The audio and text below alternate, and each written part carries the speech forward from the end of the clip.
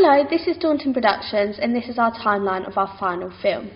In the first scene, which is set in Lucy's bedroom, three characters, Sophie, Courtney and Abby, are having a girly sleepover.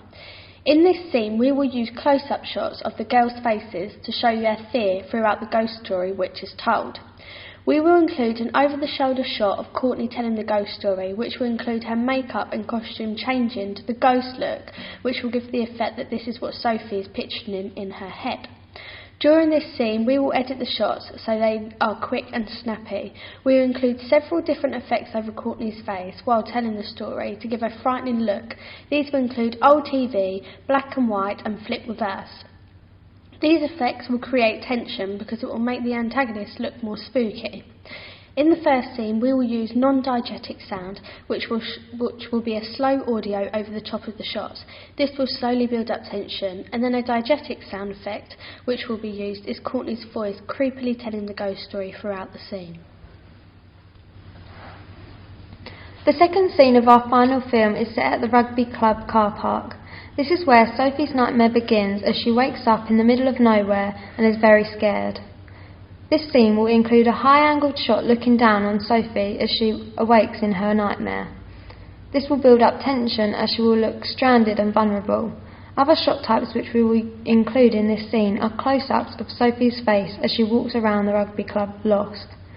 These shots will portray her feelings and expressions. We will also include an extreme close-up of the ghost's face where the audience will be able to clearly see the scary makeup used, which will help to add a spooky effect.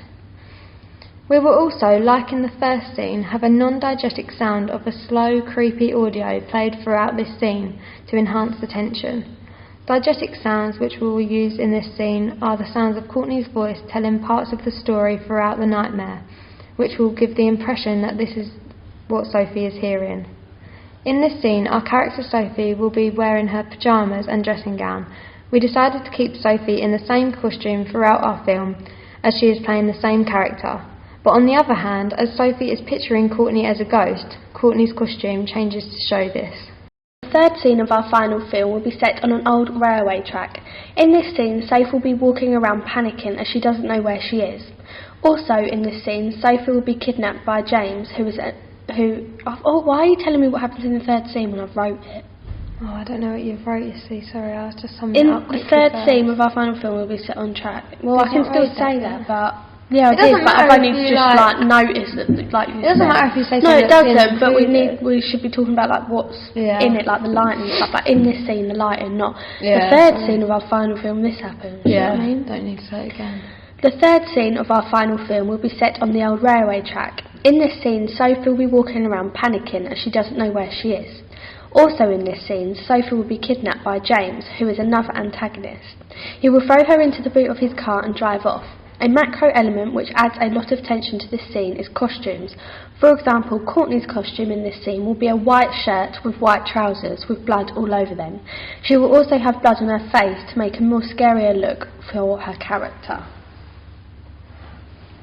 Finally, in the fourth scene, which is set at Little Racing Church, we will also include many macro and micro elements to create fear. For example, in this scene, Sophie is being followed by the ghost, and therefore we will include many different shot types to represent this. For example, we will do a long shot of Sophie running away from the camera and close-up shots of the ghost hiding behind trees and gravestones.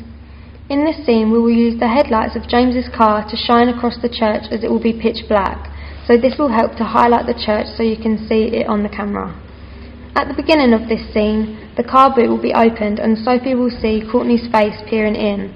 To end our film, we like this idea, so the car boot will open again with Abby in the boot of the car, and she can see Courtney and Sophie peering over. This will portray a lot of fear for the audience, as it is like the whole nightmare has happened again, but this time it's happened to Abby and Sophie has been possessed. Thank you for watching. Enjoy!